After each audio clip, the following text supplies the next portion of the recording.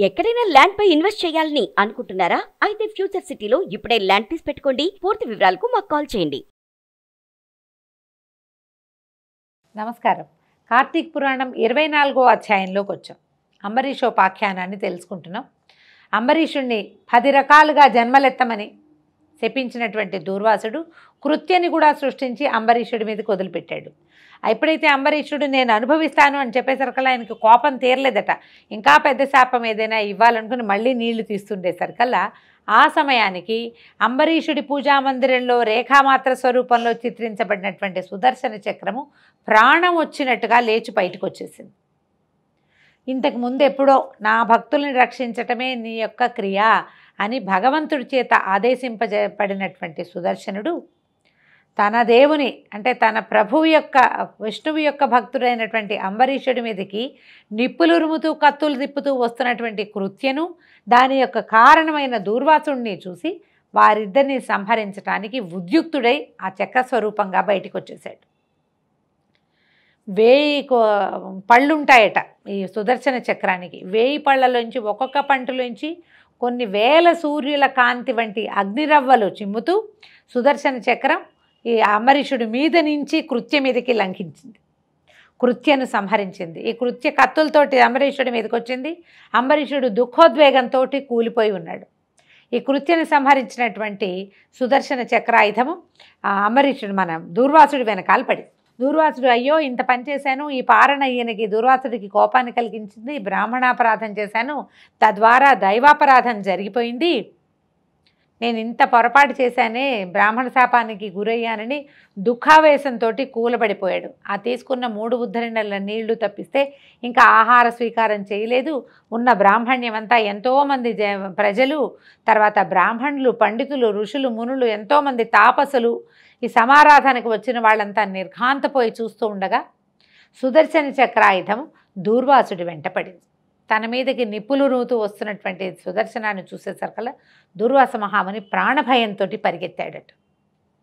ఈ ప్రాణభయం ఆయన పరిగెత్తి పరిగెత్తి ముల్లోకాల్లో ఉన్న అందరూ దేవుళ్ళని చూశాడు, నన్ను రక్షించండి అని. చక్రానికి ఎదురొడ్డి నిలవలేకపోయాడు.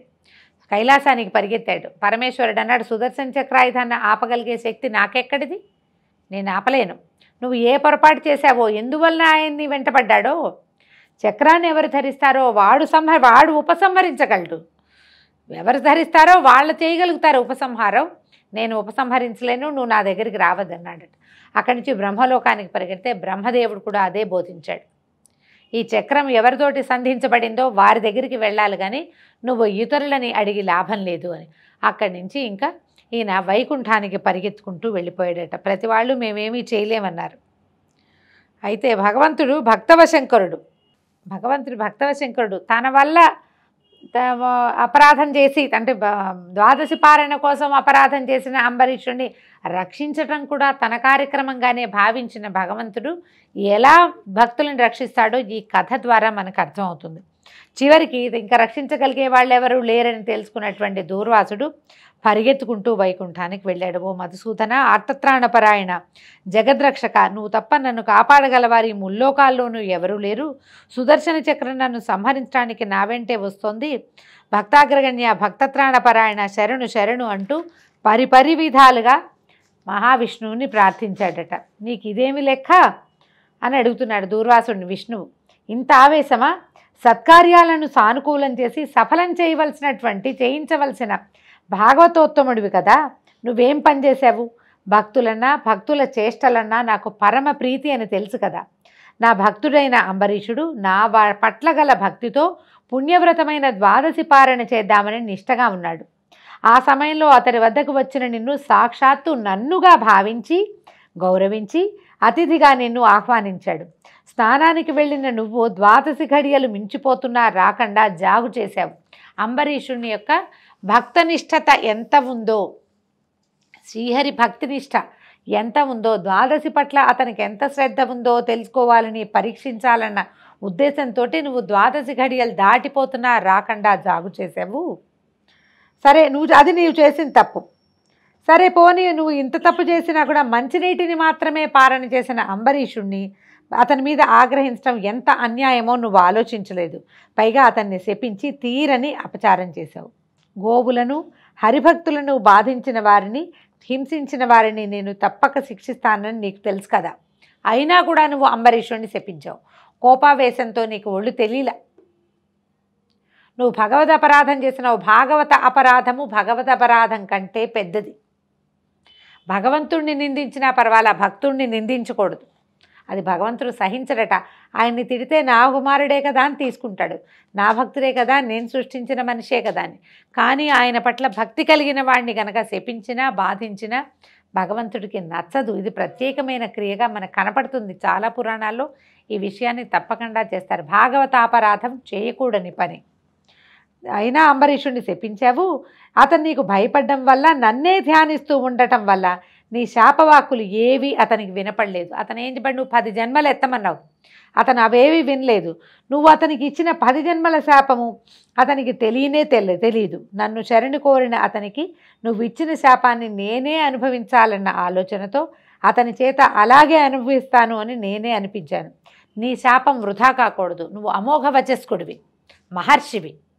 ప్రపంచాన్ని భక్తి వైపుకి నడిపించవలసిన వాడివి. భగవంతుని వైపుకి వెళ్ళే దారిని సుగమంగా చేసి ప్రపంచానికి అందించవలసిన మహర్షివి. నీ మాట తప్పు కాకూడదు. అందుకని అదొకటి. అంబరీషుడు అతను ఈ కష్టం అతను పడకూడదని, ఆ కష్టం నేనే అనుభవించాలని నువ్విచ్చిన 10 జన్మల శాపాన్ని నేను అనుభవించడానికి ఉద్యుక్తుడనై అతనితోటి సరే అనిపించాను. కానీ నువ్వు తనని శపించావని కూడా అంబరీషుడికి తెలియదు. భయంతో వణికిపోతూ విష్ణునామస్మరణ చేస్తూ ఉన్నాడు. నన్నే స్మరిస్తున్నాడు.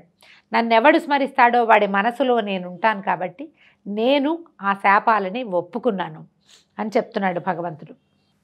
పోనీ అలాగని నీ శాపానికి చెదరక బెదరక సంసిద్ధత ఒప్పుకున్నటువంటి కారణంగా అతనికి మరింత కఠినమైన శాపాన్ని ఇవ్వాలనుకున్నావు. అందుకే నీ మీద సుదర్శనాన్ని ప్రయోగించాను. దానిని నివారించడానికి కానీ దాన్ని సమర్థించడానికి కానీ అతడొక్కడే సమర్థుడు. సుదర్శనము అవడానికి నా ఆయుధం అయినప్పటికీ కూడా ఎవరి వల్ల అయితే ఈ సుదర్శనానికి ఆయువు వచ్చిందంటే వేగం కలిగిందో అతనే దాన్ని ఆపగలిగిన సమర్థుడు. భక్తుడికి ఇబ్బంది అయింది, అతను భక్తితో పర్వాలేదని ఒప్పుకుంటే నీకు ఆగుతుంది ఆయుధం, లేకపోతే అది ఆగదు, నీ ఇష్టం అన్నాడు. నువ్వు అంబరీషుడికి ఇచ్చిన 10 జన్మలను లోకోపకారం కోసం నేనే ధరిస్తాను. మొట్టమొదటిదైన చేవరూపాన్ని ధరించి సోముకుడనే రాక్షసుని సంహరించి వేదాలని రక్షిస్తాను. రెండోదైన తాబేలు రూపాన్ని ధరించి దేవదానవులు క్షీరమధసాగర మథనం చేసేటప్పుడు మందరగిరి పర్వతాన్ని నా మూపున ధరించి నీటిలో మునిగిపోకుండా కాపాడుతాను. మూడోదైన వరాహావతారం ఎత్తి హిరణ్యాక్షుని వధించి అతను చాపలా చుట్టి పట్టుకుపోతున్న భూమిని రక్షిస్తాను. ఇక 4వదైన వికృత రూపాన్ని ధరించి నరహరిమూర్తినై హిరణ్యకశిపుని సంహరించి అతని పుత్రుడైన ప్రహ్లాదుని రక్షిస్తాను. 5వ జన్మగా మరుగుజ్జు అవతారంలో వామనుడనై బలిచక్రవర్తి యొక్క గర్వాన్ని అణుస్తాను. 6వ జన్మలో జాలిలేని బ్రాహ్మణునిగా పరశురామావతారం ఎత్తి మదోన్మత్తులైన భూపతులందరినీ సంహరిస్తాను. 7వ జన్మలో ఆత్మజ్ఞానము లేని క్షత్రియుడిగా రామావతారాన్ని ధరించి రావణ కుంభకర్ణులను హతమారుస్తాను. 8వ జన్మలో రాజ్యం లేని రాజుగా కృష్ణావతారం ఎత్తి కంసుని సంహరిస్తాను. 9వ జన్మగా పాషండుడినై బుద్ధావతారం ఎత్తి పాషండమతాన్ని బోధించి అహింసా సిద్ధాంతాన్ని లోకంలోకి వ్యాప్తి చేస్తాను. ఆఖరిదైన 10వ అవతారంలో పాపాత్ములను మోహింపజేసే కల్కి అవతారం ఎత్తి దుష్టులను దునుమాడి ధర్మాన్ని చక్కగా ప్రవర్తింపజేస్తాను.